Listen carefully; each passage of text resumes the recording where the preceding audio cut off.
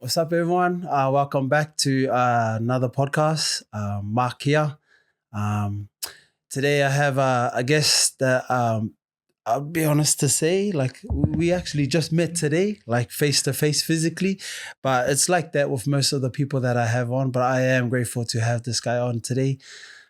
We talk a few times back and forth on Instagram, and so yeah, today I have Faus. Also, it's a pleasure, man. Pleasure to be here. Yeah. It feels like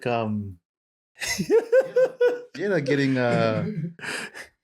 yeah. Welcome. Hey. So what's your full name? Full name's Chris Situ, Samoan, full-blooded Samoan. I was born in Samoa. Oh, true. Wow. Yeah, born in Samoa, and then moved to Auckland. After primary in Samoa, moved to Auckland. So, and from Auckland, so pretty much lived most of my life there, and then decided to head across the ditch. Oh man, grass is greener. Australia. So you're born in Samoa. Whereabouts? I was born in so our village is in Samoa. So mom's from Saumaka, which is in the big island in Savaii. Savaii, yeah. And then Upolu, which is obviously where our beer is. A lot of people are familiar with it. Mm-hmm. So I'm still trying to figure out where I was born. So I'm not too sure what village. But it was definitely, well, obviously the hospital is in Apia, so in a village called Motootua. Okay. So yeah, I believe that's where I was born because that was on my Samoan passport. Oh yeah. Man, Savaii. Yeah, so mum's from there. Dad's from there too. So dad's from Fusi. Savaii is a beautiful island. Oh man, if anything, I would move and live in Savaii. Man, everything's fresh there. The air's fresh. Yeah. The water's nicer. Yeah. The ocean's a lot better than the main island in Upolu. So yeah. Sorry guys.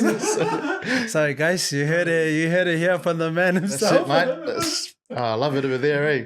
I've been there with my family. I can't remember if it was maybe 2019.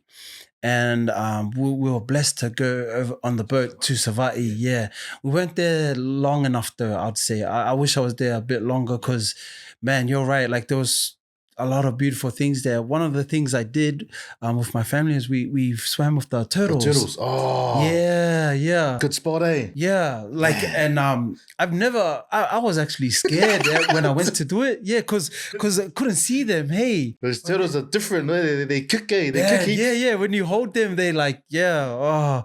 But also, I think another thing we saw in Savaii was like, because the water comes through and then I think they make their own like pool little type of thing. Like a rock pool. Yeah. So I think from memory, like most of the villages have their own one.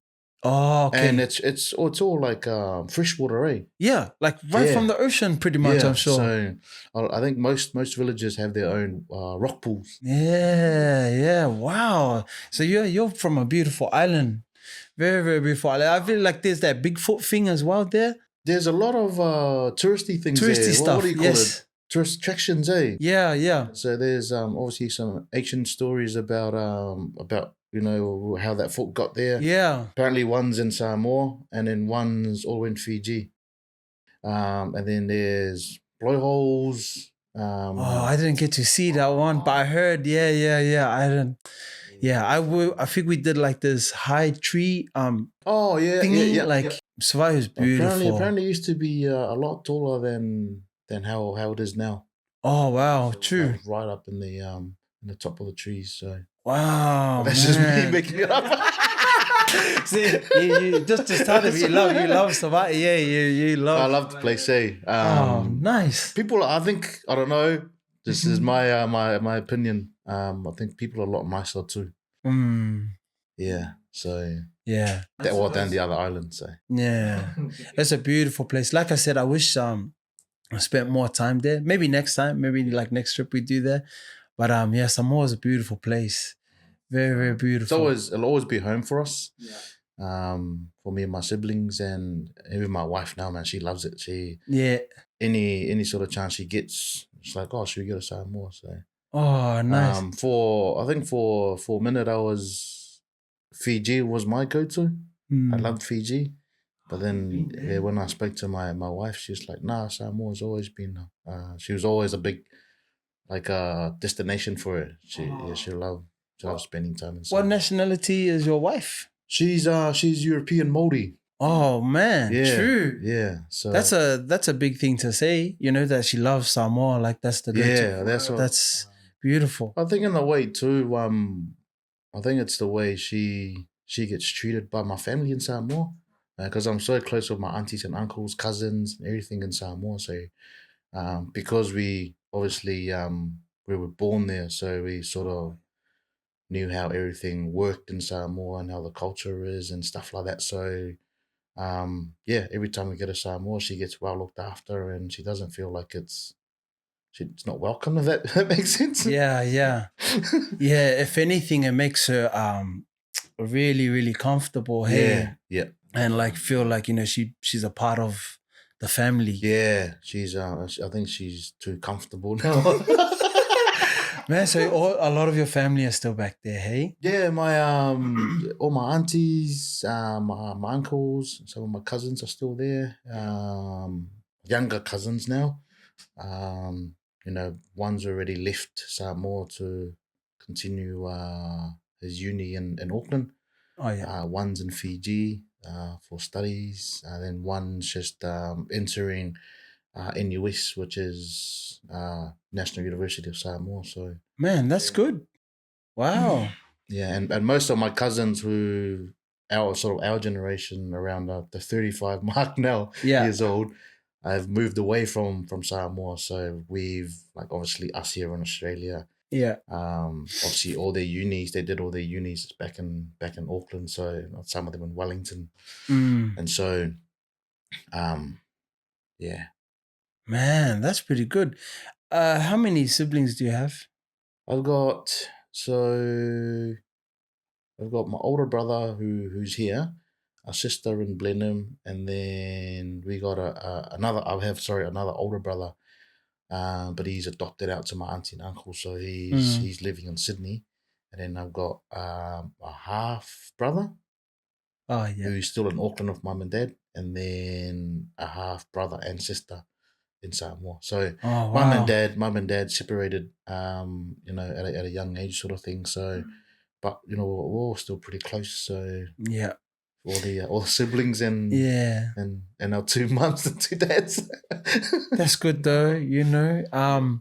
So when you left Samoa to go to New Zealand, like who did you go there with? So we went with. I was looked after by my grandparents. So that's quite common, hey. Yeah, Dad was still around. Mum and Dad were still around. Yeah. But then Mum moved away from Samoa.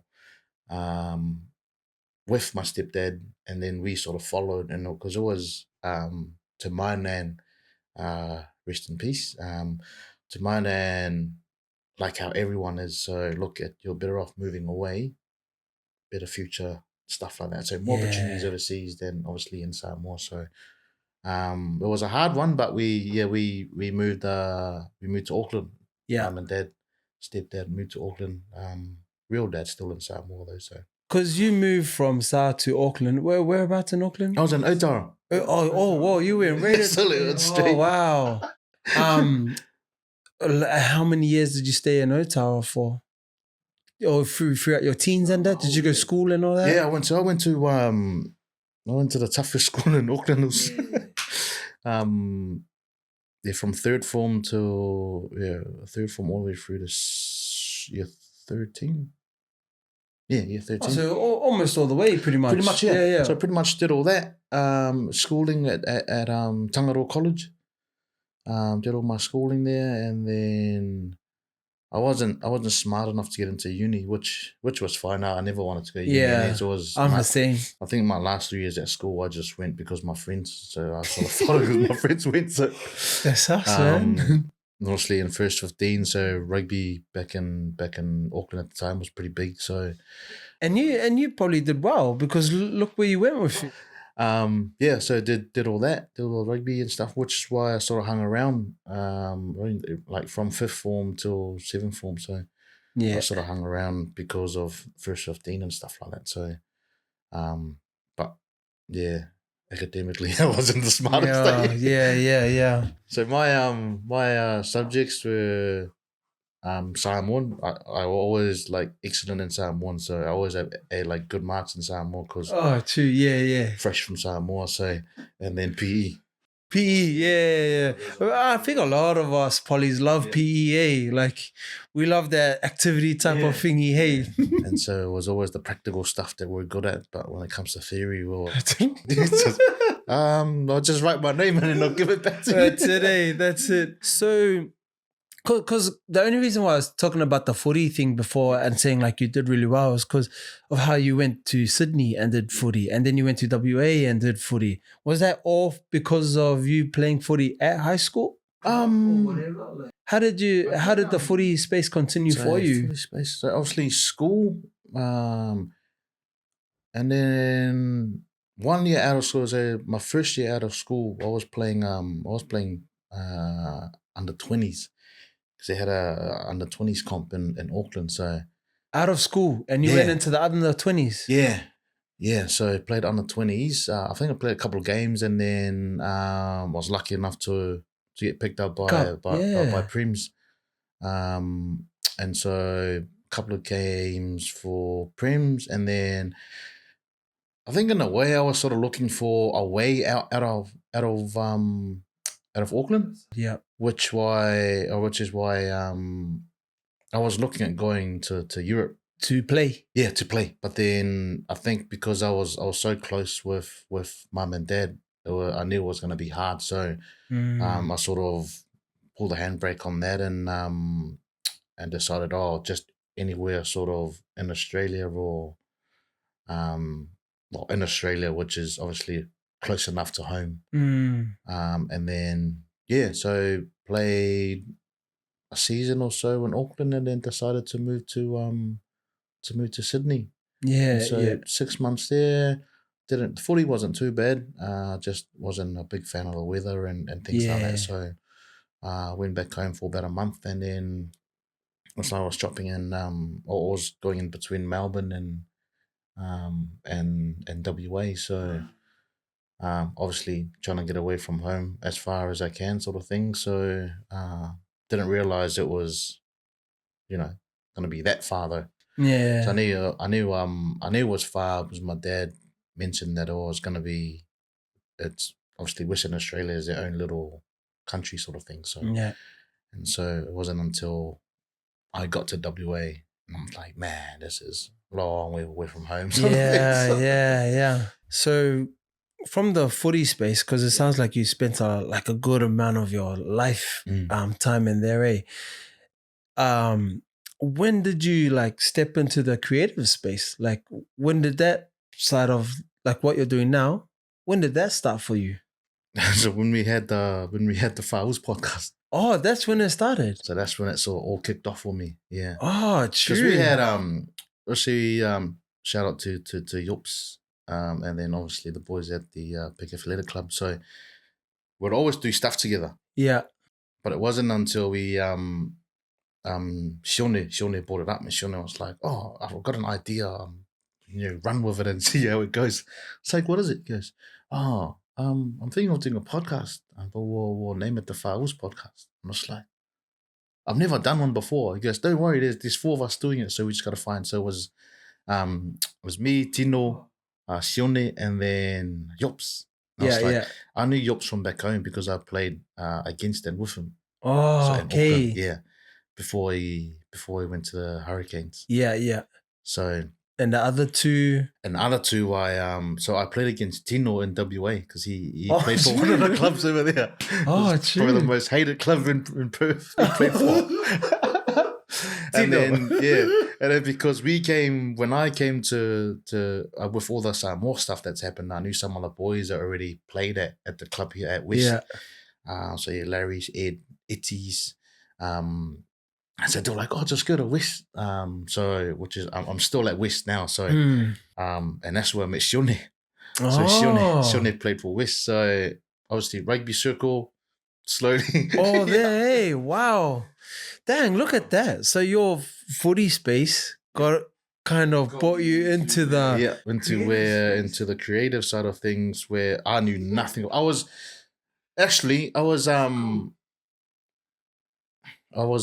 pretty good at drawing. Oh yeah. So I was always like obviously pen and paper. Obviously technology came, and I was interested in designs and stuff like that, but wasn't really interested, if that makes sense. Yeah. So I was interested, but I wasn't going to be like, oh, sit down and learn and, you know. So just like a hobby type of thing. Yeah. So it wasn't until the podcast came around that Sione bought a camera in, Yops bought a camera in, and so I'm like, oh, that's probably something I could do. I wouldn't mind. Oh, so that was your like introduction to it when you seen it. Yeah. So when I seen it set up and everything, I was like, oh yeah. So I started talking to Yops about it. So I was like, what cameras to get? So oh man, perfect timing too, because it was tax return. So a couple of episodes, and I was like to Yops, a couple of episodes in, I was like to Yops, I was like, oh, if I was to get a camera, what kind of camera are you looking at getting? And so he told me about the A7 III. So I was like, all right. Not thinking that I was going to go home and pitch it that same night. So I spoke to him, not knowing that the body is different to the lens. So you buy the body, then you buy the lens. So I bought it. So I went and bought it. I was asking Yops about it. And he goes, so you get the camera? And he goes, yeah, but you got to get a lens too. And I was like, whoa. What do I get? What lens do I get? Yeah. So he sent me some photos. He goes, oh, this, and that. This is versatility behind this and everything like that. So I just went and bought it because I knew I had the cash sitting there from tax return. Yeah. What year is this? What year was this? 2021, I believe. Oh, so just after COVID, kind of. Yeah. Just after COVID, I think. Dang. So when I got a camera, I took a photo, sent it to the boys. So I was like, yo, check this out. I bought it. Yeah. And so so that was my first ever introduction. I was always keen on designs and stuff like that. So Photoshop and everything. Yeah. That was sort of my upskilling during COVID. Yeah. So I jumped on Photoshop, did all the photos and stuff like that. Oh, okay. So did you start with photos first? Photoshop. Oh, yeah. And were you taking photos as well? No, it wasn't until I bought the camera. Oh, okay. Yeah, so everything's all pretty fresh. Yeah.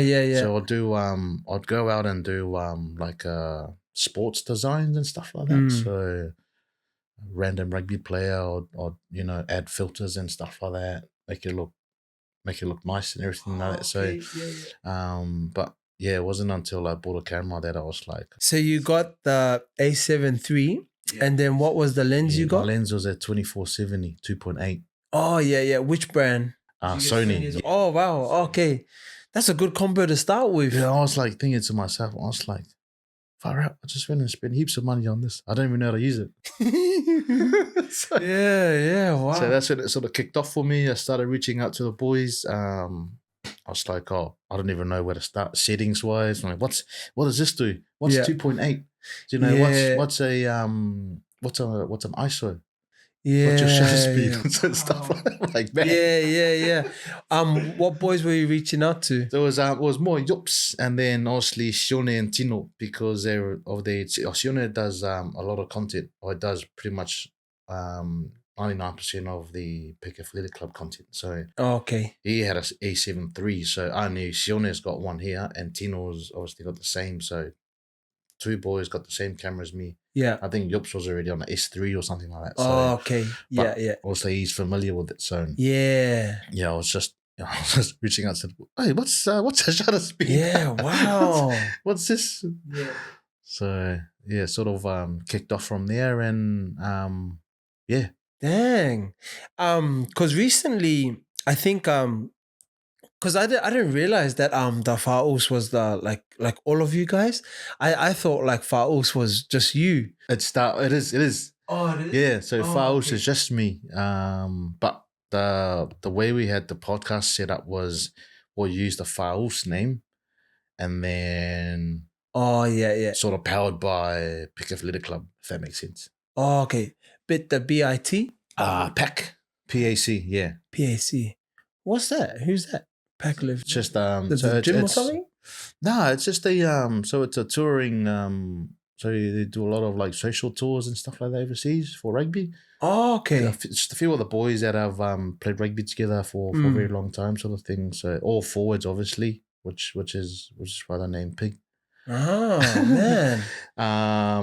And so the socials are based on, you know, have your bloke in the bar and stuff like that in league. Yeah. So it's more trying to push more rugby content out, because if you sit back and have a look at it, a lot of the league stuff are pushed out by so many creators or so many creators, and then there's not so much focus towards rugby, because NRL is massive in Australia. It's always sort of hard to try to push out rugby content through the Aussie channels. So that's sort of how the boys have set it up. So it's still a touring. Obviously, the social tours overseas and locally. Yeah. But it's more just taking the piss on rugby and rugby league and stuff like that. Oh yeah, true. I'm just interested to know, like, how did you come up with that name, Faus? Faus. Funny story. So the 1 year we went to, we played sevens in Vegas. So the year that we went there, at the time I was pretty quick. I was pretty fast. So, obviously rugby in America was alright, but it wasn't the best. So you'll think any team from Australia or New Zealand, any team would go and play at that tournament, we end up winning it, because we play rugby is like, you know, it's our thing. Yeah. So 2 games, we ended up winning the whole thing, but 2 games in, I sort of took it as this is just a waste of time sort of thing. It's too easy. So I was a lot quicker than most guys there. So which is and we had, I'm not sure if you are familiar with the name Gus Brown. Is he a footy player? No, he's so he runs a care group. So he's the owner of care group. And then is it Nubi? Yeah. Do you know the blank tees? Nubi? Is that the NOOB? BIE, yeah. Like in Sydney or something? Yeah, in Sydney. Oh, so okay. He's the mostly the owner of that. So Gus Brown, and then one of the Tawafal brothers. Okay. Sionga. And so they toured with us too, and so every time I got a little line break, they're like, Faust! So they're just sitting in the back. Faust! Oh, okay. Yeah, so which is old. When we got home, I was like, that's actually not a bad name at all. So sort of grabbed it and went with it, and here we are. Oh, dang. It's funny you say that, because I kind of thought like the same thing. Yeah. Like it's like a later, like I'm off type of thing, you know? Oh, man. So that's sort of how it all came about. Yeah. I was like, oh, man, it's just going to run with it. So yeah, nice. So that crossed over to the potty world for you boys? Crossed over for across to that, and then I had a t-shirt label too, like a clothing. I'm still doing it now, but just like the one that you're wearing and the one we bought for you. Yeah, thank you for that, man. Trying to find like the time for it to design and stuff like that. So I was like, all my times are work and kids now, so family time. So which is all right. I'm still getting orders here and there, but like I'm not like trying to push for it to pump some teas out to get some coin from it. So yeah, it's more when I can, and if people want it, I'm happy to get them printed and send them away, sort of thing. So man, it's been great. It's been I think Faust is taking me to some weird places. Nah, man, that's good. It's good to see how the name was born. You know what I mean? Like where it came from. one thing I've noticed, like following your story from when we started talking till now, Yeah. is that you still have a string attached to the footy space.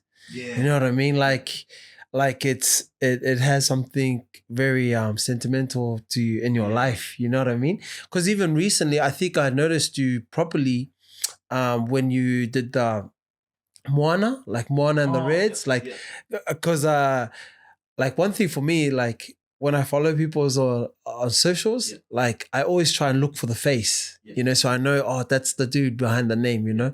And so that was the one where I think I noticed you the most because you're around like Jimmy, Cullen, and Ruff, you know. I know Cullen and Ruff. I'm yet to meet Jimmy, but he always shows his face. So that's when I seen you. Yeah. And I was like, oh, this is the one. Yeah. This is the guy right here. And so, like, were you shooting for Moana or the Red? Yeah, no, we were shooting for Moana that day. So knew he's the creator for Moana. Oh. Because so backstory. I did some stuff for I was the creator for Samoa for Manu Samoa at the last World Cup in 2023. True. So that's sort of how obviously I knew Carlin before going into that. Been to his house a couple of times for drink up. So and then he mentioned that. It was like, oh man, I could be going to the World Cup. And I was like, oh, funny you say that. And it's like, who for? And he goes, for the All Blacks. And I was like, damn, I wanted that job.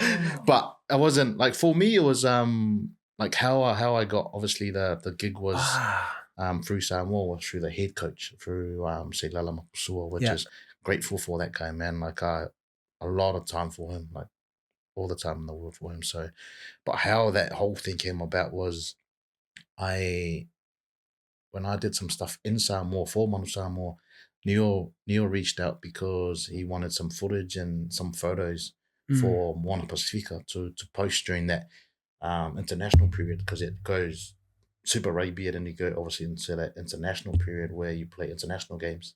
Yeah. And so the social sort of handbrake on it. So obviously he just wanted some content just to post on there. And we started talking from there, and you know, it was always like, oh, I like his post, you like my post. It wasn't until we got here and that he reached out if I wanted to jump on and shoot, not realizing that I was shooting with these two. Yeah. I think that's probably the first time I've ever shot with Carlin.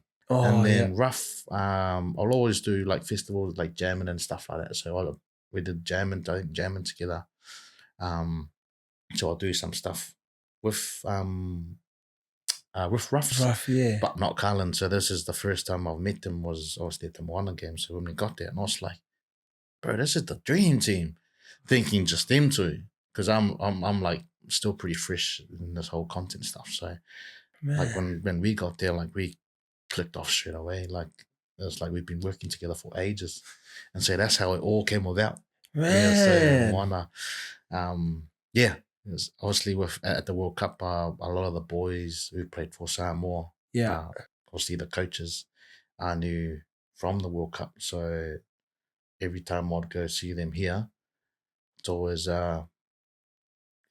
click off straight away. Yeah, but it wasn't until Neil reached out when they came here that was like, oh, we'll do some stuff together when you get here. So showed up on a Saturday, and Carlin and Russ. So you just didn't know? You just rocked up, eh? Oh wow! Actually, sorry, that was a lie. We created a group chat on Instagram, and then Carlin and Ruff popped up, and I was like, what the heck? So thinking, bro, this is gonna be mean. So when I showed up to the game, I was like, man, dream team. Far out. Yeah, so that's cool, man. Like just looking at how you were introduced into the space, and then who you've connected with along, like in that time until now, because 2025, 2021, that's about 4 years in.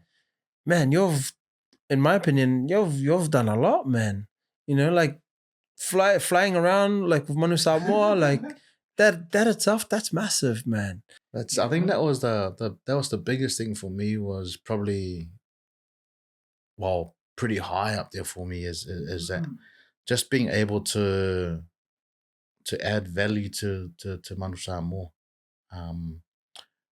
But then obviously getting in there was, I still did some obviously on Instagram you can collab with certain people or people you want to collab with, and so my thing was like designs, so Photoshop and everything. So I do a lot of artwork for Samoa, not wanting anything from it, and then just collab with them, accept it, and then so it wasn't until they went to the year they won PNC in Fiji when they played Tonga and Fiji in Fiji, and the boys ended up winning that, and they haven't won it for a very long time. And so everything that I did, like I just did it because I liked doing it. So Yeah. Photoshop, tagged them in it, they accepted it, and then not long after, the head coach reached out and was like, "Oh, can we call a meeting about the next campaign coming up?" Not thinking so as the World Cup. So, but see, that's the beautiful thing about it, is because you just did it out of your heart before that opportunity came around. You know what I mean?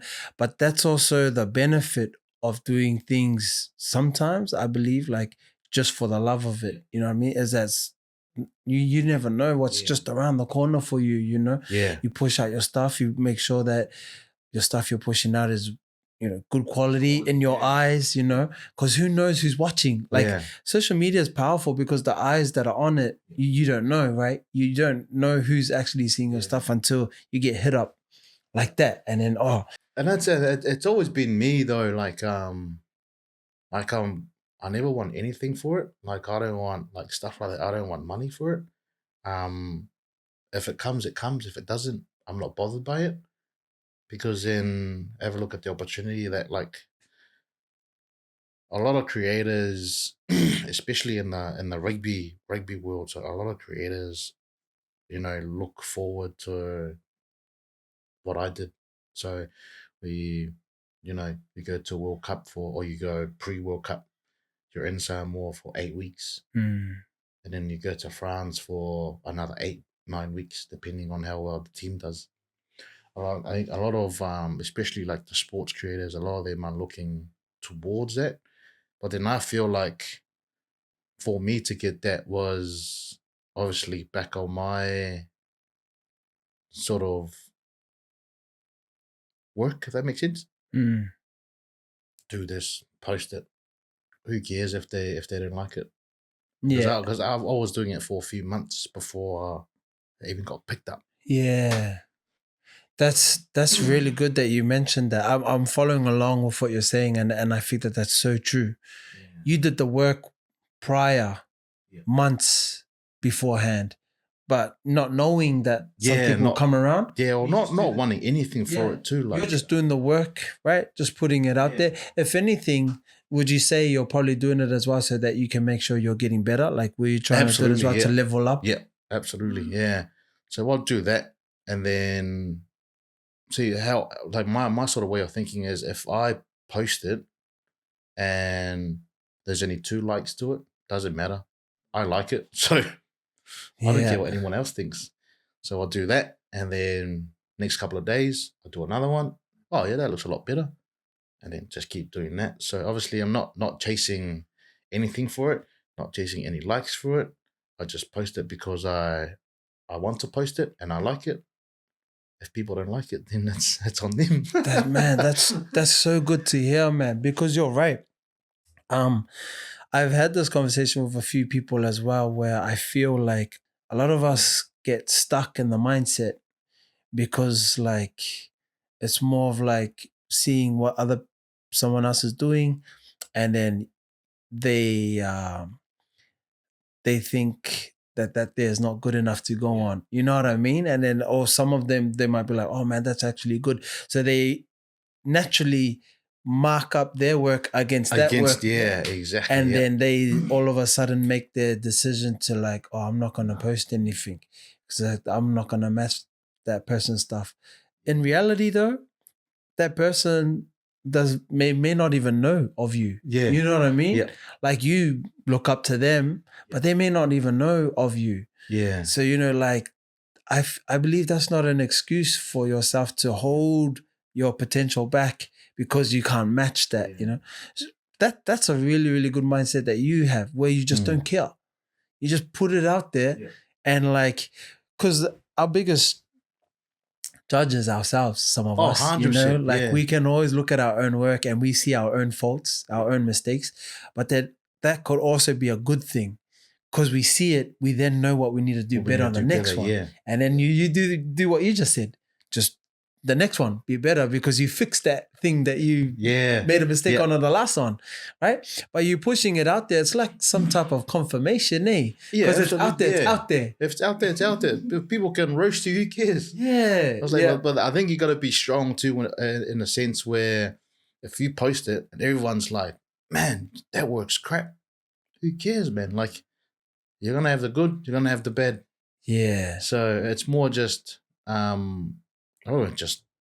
just getting it out there and just post it, man. Like, you know, good content is good content. Bad content is bad content. So that's just my sort of how I think. No, it's good, man. That word did you guys hear that word he said? Strong. You gotta be strong. Because that's so true. Like I believe like mindset is a big thing. Like, you know, the mindset is what I guess like if you don't have a good mindset, then you won't be doing, I guess, like good things for yourself. Yeah.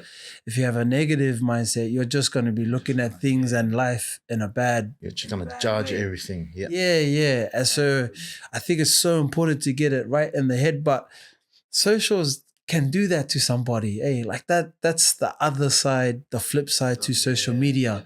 They can really do damage to a person. But I used to think to myself that like I used to blame the social media and be like, man, social media is bad. Yeah. Like, I used to be like that. I used to say that. My look at social media now is a bit different now. Now I think to myself, social media is there. You take it however you want to take Absolutely, it. Because you're the one that has control of your thoughts. So you control the outcome. If you want to look at it in good light, you'll look at it in good light. If you look at it in a bad way, you're going to look at it in a bad way. Social media is social media. That's it, eh? You know what I mean? That itself, the way I used to think of social media to how I look at it now, I shifted that mindset, you know, because I used to always blame. I think we obviously as creators we need to think like that too. Like, you know, obviously change your mindset if you're thinking about social media the wrong way. If you think about social, like for me, social media. I don't care what people say about me, so I just post whatever I want, whenever I want, sort of thing. So if people judge me for it, that's on them. Yeah, I'll just judge them later. Yeah, but it's so good. It's so nice for me to hear you speak on it like that. You know, that you don't care. You're just pushing it out there. And the way I look at it is, it's very evident of all the good things that have happened to you because of how you are, how you look at social media. You just put things out there and leave it, because at the end of the day, you're the one that's happy with it. Yeah. You're not fazed if anyone else is not happy or they're happy with it as well. You're happy, so you put it out there and you just keep moving. But then look at the blessings that's come your way. You've connected with other people, more jobs come your way. It's proof to me that like when you just change your mind a little bit, more opportunities come to you, right? Rather than just sitting there and see everyone else get opportunities and then just think like, well, why not me? Like, you know, like why not me? Like, man, I think it's just like, it's like, because I like the gym. I like going to the gym, right? So I always take a lot of lessons and apply it to my life from what I learned at the gym. I'm not gonna get fit and healthy if I just sit here, just by sitting here and watching my phone. I have to go and do the work, you know? Just translate that to like this space here. Yeah, you got to do your work, put it out there, keep going. Eventually my body will change from the gym. Eventually work's gonna come your way because you're pushing. You know, same theory, same method, you know? And that's how I felt with especially with, I don't want to say probably the the biggest highlight is being involved with Samoa and the World Cup. So it's more just in all honesty, like going into the World Cup, I was nervous, man. Like because I knew what I could do with graphics and everything. So I was set. I was like, easy. I can close my eyes and do it. But then they're like, "Oh, do you do photos too?" And I was like, "Yeah, I can do photos." So I was like, "I know I can get away with doing photos," because I was like, I've done a few reps with photos. So I was like, "Yeah, I can do photos." So until and videos. I was like, so mentally I was like, "Oh, nah." But then and at the same time I was like, it's a good opportunity. So Yeah. I thought about it. I was like, yeah, no, I can do everything, mate. So like, no worries, we'll sit down and have a chat. Sit for your contract, and then we'll get you across the Samoa to cover pre-World Cup and then across to the World Cup. So, and that was just I knew I was really rusty and when it comes to the sort of videos and stuff. So, but now it's like, bro, this is probably the deepest thing you're gonna jump in. So you either swim or don't swim. Like what I said, I knew what I could do with graphics. I could, close my eyes and do graphics and photos, easy as. But it wasn't until they were like, "Oh, do you do videos?" Yep, what do I need? What do I need? And yeah, I was obviously lucky enough to to jump on board with him, and do all that. So, and even when I was away, I was still like, my first ever video, I didn't even know what frame I was shooting in. Oh, So, man. like, it wasn't until Hoffy messaged and he goes, Bush, what frame are you shooting at? And I was like, hey, what do you mean frame rate? So, slow-mos, and you could see it. Like, now that I'm laughing about it now, because at the time I was like, man, this is on. Sent it, posted it, everyone liked it, like the whole of everyone liked it. So, and then Hoffy, I got a message from Hoffy saying, what frame are you shooting at? I was like, I don't know, like 24, I think. And he goes, and did you slow it down to? I was like, 24. Because that's why your video is choppy. And I was like, man, appreciate you. They jumped on it, but then I was like, I'm not taking it down something. I'll just leave it up. So left it. Knew what I did wrong, so I messaged Hoffy. Like, I spoke to him a few times, and it was like, try this setting, this setting, this setting, this. It was, sweet. Next video, posted it, looked at it, a lot better what I posted before. But the thing is, unless you're a creator, you don't know how choppy the video is. That's right. Everyone in Samoa didn't care, so everyone in Samoa was like, "Oh man, that's the best video we've had." Blah blah blah. That's right. And yeah, it was like, unless you're obviously someone like yourself and the guys who do it every single day of the week, they don't know how choppy the slow-mo is. That's right. You're 100% right. And like, when people watch the video, I'm pretty sure a lot of them are liking and supporting it because it's Samoa. Exactly. You know what I mean? Like, because it's the people in there, like, and what they represent, you know? So they're going to see beyond the quality or that mistake, you know? Yeah.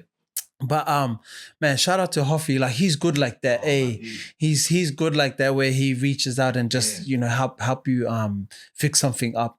The other thing I wanted to pull up is like because for you to say to them like, yeah, I can do photos, and then I can do videos.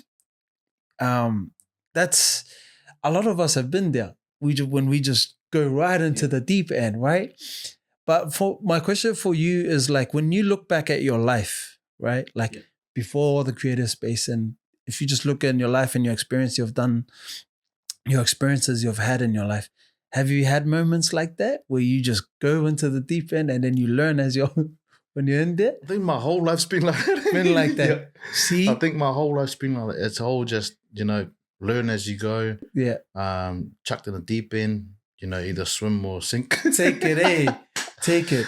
But I think it was more, I was more nervous, when they mentioned it, can you do videos? Because I knew rugby World Cup's not the stage. Yeah.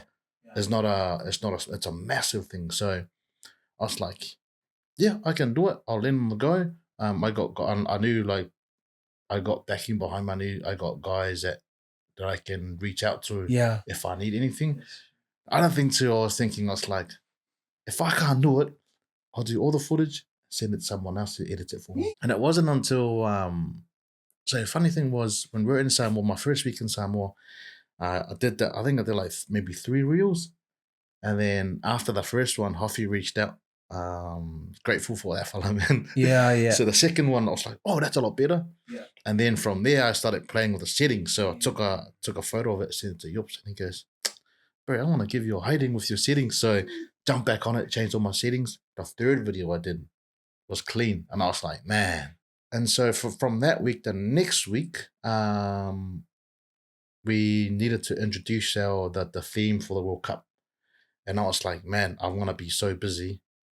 I need someone to sort of do the video for me, just to, for the theme and everything on it. So first person I thought of was Ruff. Oh, yeah. I was like, I messaged him, I was like, oh, I might need your hand on this. He goes, yeah, nah, sweet as. So I handheld everything, shot everything. And then I was coming here for, I think it was my son's birthday. Or the youngest, his birthday. So I came here and I put all the footage back, gave it to him, gave it to Ruff. And I was like, here's some shorts, here's some kit. Oh, true. Yeah. I was like, I don't have money to pay you yet, but here's all the kit. And he goes, nah, safe hassles. He did it like his turnaround was like a couple of hours. He's crazy, bro. Yeah. So when I got it back, I posted it straight away and it went nuts. Yeah. Like it went viral. And everyone was like, did you do the edit? And I was like, in a way, I was like, yes. I was thinking, I knew it was gone. The thing was, because they had Motherland a couple of months before. Yeah. So there's a drone shot of like at the beginning of it. It comes from the top and it goes onto the water. Yeah. And so Ruff used that because I was like, gave him all the footage. And then what Ruff said was like, oh, next time you film, can you not shake your hand? I knew because I was like, I don't know what I'm doing sort of thing. Yeah, exactly. So handheld everything, footage was shaky. It's like, can you try and be still when you film? So I was doing those ones because I don't know how gimbals and stuff work. So got the camera and then there's me just brother, you with it. Sent it to Ruffs and Ruffs goes, oh, next time you shoot, can you be still or not? Yeah. Just gunning it. Oh man. So obviously his turnaround was pretty quick. So when I got the footage, I posted it straight away and it went crazy. Like everyone in Samoa like were talking about it. And then all the boys were like, did you edit the video? And I was like, in my mind I was like, because your boys know way, your boys know you. And I was like, I wish. I said, I wish, but I didn't. He goes, oh, who did it? I said, oh, it's one of the boys in back in Brizzy. He goes by Ruffs, and he did the Motherland in Samoa, the festival. And I was like, Solid, that's bad. Yeah. And I was just thinking, going, oh man, I should have just said me. But it's just one of those things that you can't take credit for something you didn't do. But you can say like, yeah, my shots. but even my shots were shaky. I think it was like half a second and my shots were shaky. When they asked, I was like, yeah, it's one of the boys did it. Man, but that was really good the way you thought as well. Like you had these other thoughts going on in your mind, like, okay, I'm tight for time over here, but then you knew another option. You know some people that can help you, And because I mentioned it before I left, I mentioned it to Yops before I left. I was like, I might need you to do a reel here and there, but we'll see when I get to Samoa. Because the hardest thing was I was the only one shooting and covering everything. So wow. Which the same happened at the World Cup. But I was I sort of had heaps of times I didn't realize how strict they were with everything at the World Cup. So in a way, it sort of worked in my favor. Okay. So we only had one shooter one guy doing all the content for Samoa. Yeah. And you look at the All Blacks, it's like 7 of them. Yeah, heaps of them stacked there. Yeah, wow. It's like, But even then, I remember talking with Cullen. Yeah. About the All Blacks thing. He said it was like full on for him. Yeah. Yeah, like he said like the like the time. must be a commercial side of things, eh? They had a lot going on. Like, yeah, it was like the World Cup, but all the other extras that were before that, like that they had to get out and push out all that content. He said when he got to the World Cup, it was like a rest period. But he said, but up until then, he said it was so draining, like they had to push out a whole lot of other things. So the good thing for us, or for me, was because Coach had a massive say in all the content that we did. So everything, he just looked at me and goes, "You're by yourself, do what you can. Don't stress about anything else." Yeah, nice. Oh, sweet. So the games we had in Samoa, I didn't do many videos. It was just photos and then graphics, game day graphics, and then score updates and things like that. So, to be honest, I take my hat off to you. Like the way that you went through that footy journey with Manu Samoa and learning on the go. You know what I mean? Like, man, credit to you, eh? Like that on top of all the pressure that you have, and you still was able to keep yourself calm, and still push out what you could push out. Like that's like that says a lot about like your character. Like you're good under pressure. Some people break under pressure, but you like, because you're right. Like that stage, that's a world stage. That's a big stage. Yeah. And World Cup comes around what? Every 4 years? Every 4 years, yeah. So you know what I mean? Like that moment that you're shooting for them, that's it until the next 4 years. Yeah. So you did well, man. With what you could do. Yeah. And learning on the go. Like, I think in the way they I felt like there was we sort of had heaps of downtime at the World Cup, so I sort of like worked to a certain stage and then just chill, because I heading into the World Cup, I was like, man, game day is gonna be crazy. So they'll want videos done, they'll want photos done, they'll want game day graphics, score updates and everything. So I think going into the World Cup, I was ready to take anything on. But when I got there, my busiest days are the training days, like obviously during the week. But then I was like, I'll just do a couple of photos, take 10 minutes, do a couple of photos, quick edit, post it. That's my day done. Yeah. Nice. I'll just spend majority of the time helping out the coaches and stuff like that, or just being an extra number, being a speed bump against the boys. So, and then obviously whenever I could, I'll do the videos, and then the important details go out. And then when game day comes, I literally just sit back and do nothing. So nice. I sort of prep myself before to do all my prep work the night before. And that's just obviously score updates, and then game day, and that's it. So the thing is, you can't, at the World Cup on game day, you can't have your own camera in the changing room. So they're real. Oh, that's what you're talking about. Wow. Okay. So they're real strict on in a sense where they do everything for you. Yeah. And so I was lucky enough that me going into the World Cup thinking that's my busiest day, it actually wasn't. It's probably the most relaxed day ever. Yeah, right. Because got in with the boys. I'm allowed to do a couple of photos, or a couple of videos in the changing rooms. And then once it starts, camera's off. You can't take your camera on the field. And then it's literally you just go and set up and watch the game until halftime. Post up the score, full time. Post up the score, close the laptop, see you the next day. Good, eh? Yeah. I think, like what I said, going into the World Cup, I sort of put a lot of pressure on myself. It's like, man, it's going to be busy. So, all right, I'm ready to take on whatever. Yeah. And then when I got there, it's obviously not as bad. So yeah, that's true. man. over prepared. I guess you'd rather be over prepared than under prepared. Yeah, that's right. And being your first as well. But man, that's far out. I feel like we could go on and on there, like talking about the space, because it's so good. Like I've never had anyone on to talk about being a creative in that type of space, in the footy space. And I just realized now the caliber that you went up to. It's just crazy, man. It's really big, you know. Yeah, I was real blessed. Obviously, doing like how we mentioned before about just doing the dirty work for free and not wanting anything in return, and then it sort of did a backflip on, on just doing graphics to can you do photos, can you do videos. So man, I think that I guess it just comes back to just giving it a go, just giving it a crack, and just posting whatever, everything and anything sort of thing. So I was real blessed, man. Like some of the guys that I knew I knew some of the boys.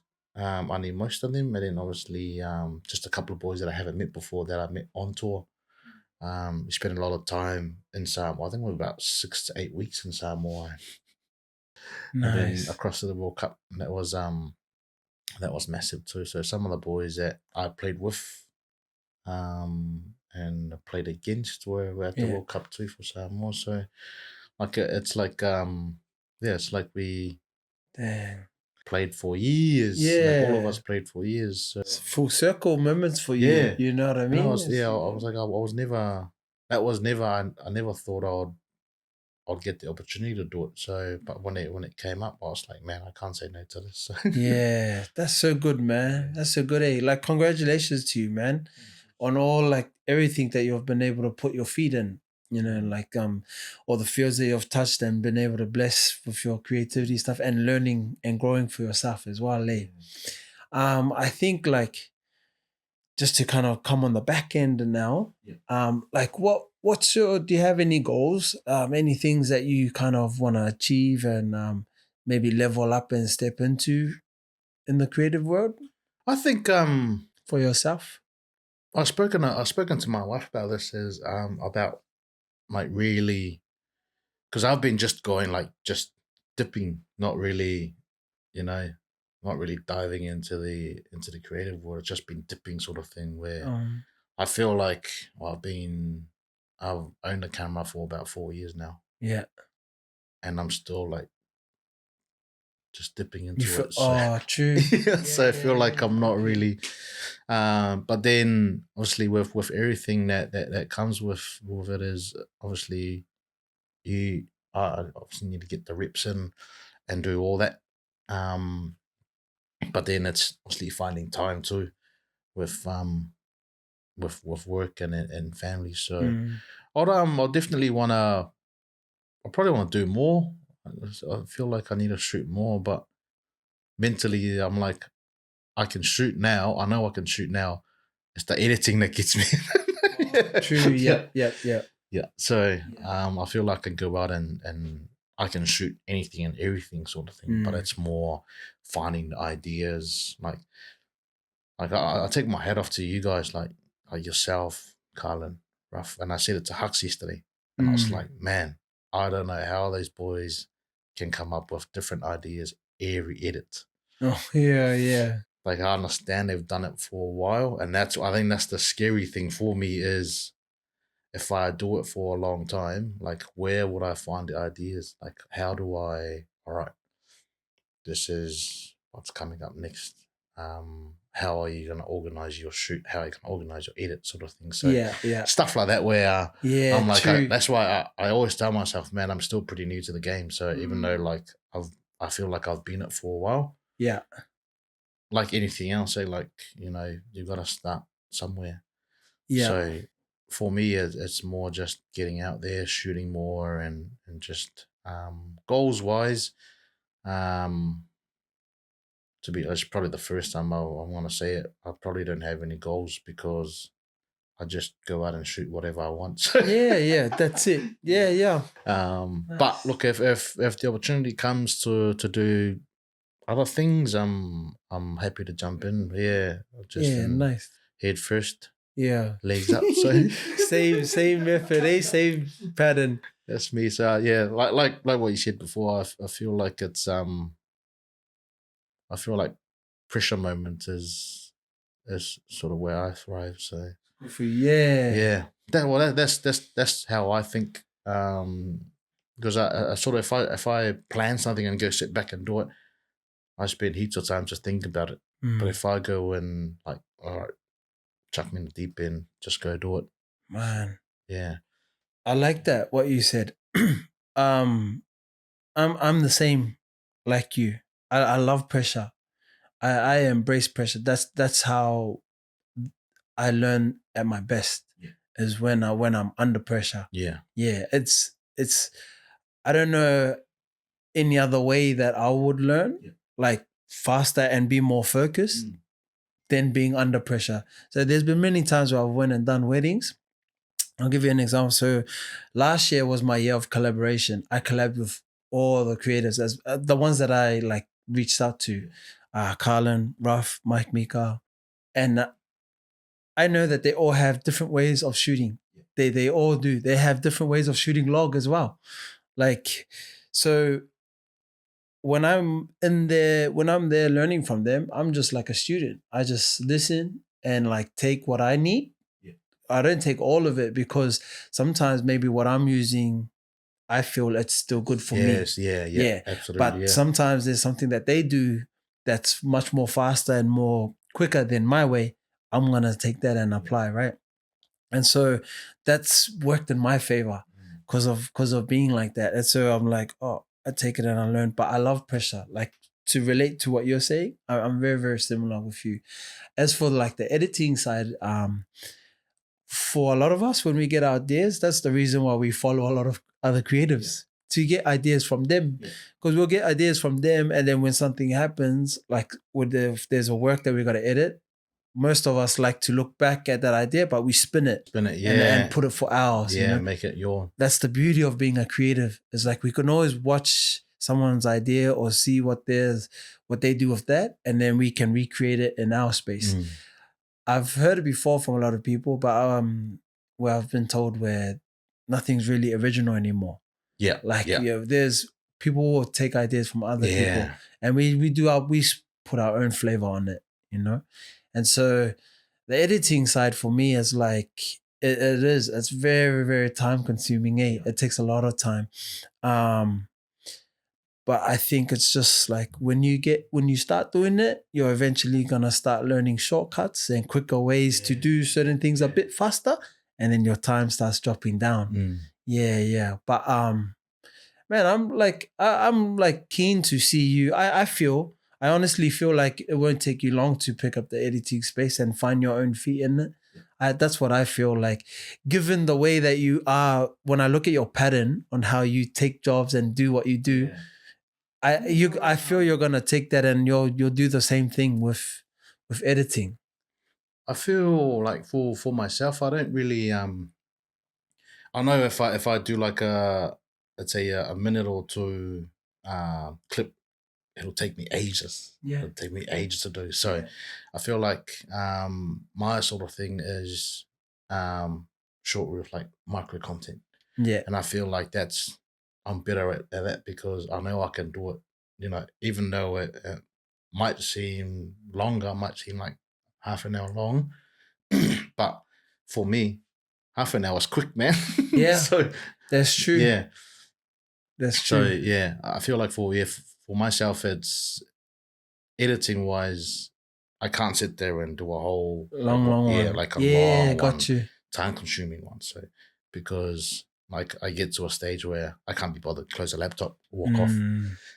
Where if I give myself, let's say 20 minutes to half an hour max, just do a short clip. That's it. That's for the socials, post it, done. Yeah. So that's sort of my way of thinking. But then like what you mentioned before about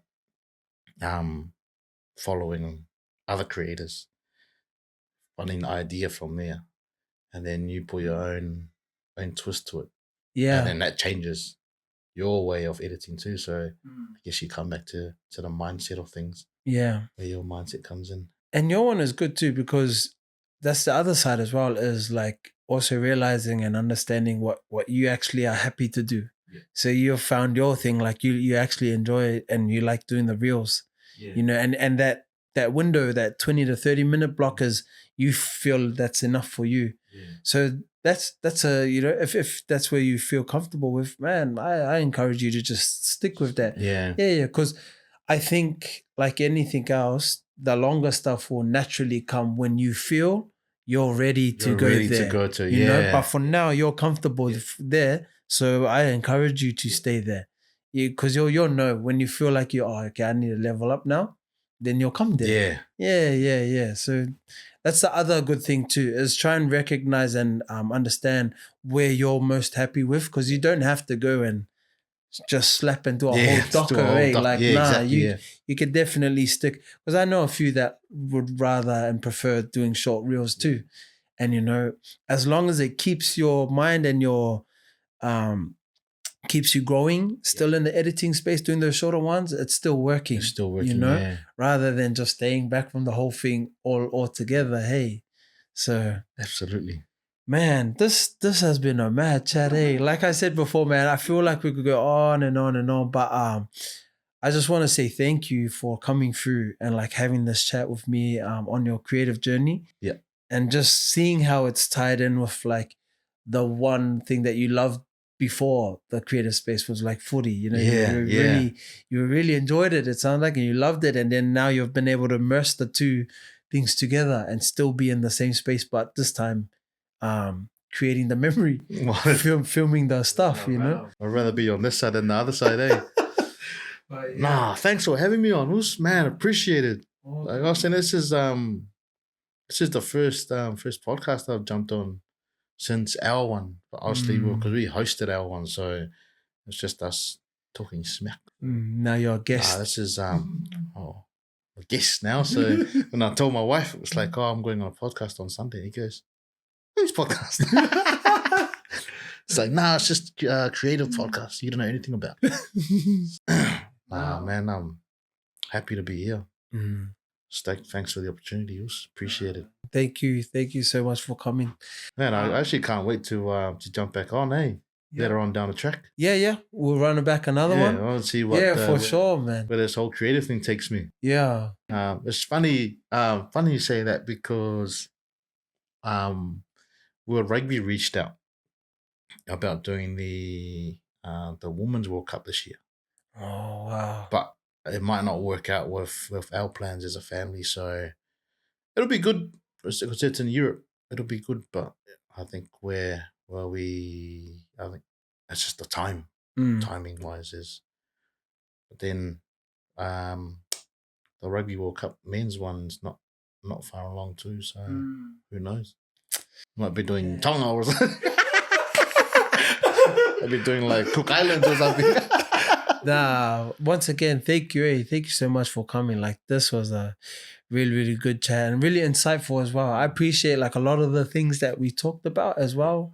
Like with the mindset stuff and how you are when you approach your social media posts. That stuff is valuable. And I know it's going to be helpful for someone else as well. Because I know that there's many in that box, you know. So yeah, thank you so much, Faust, and that's us, fam.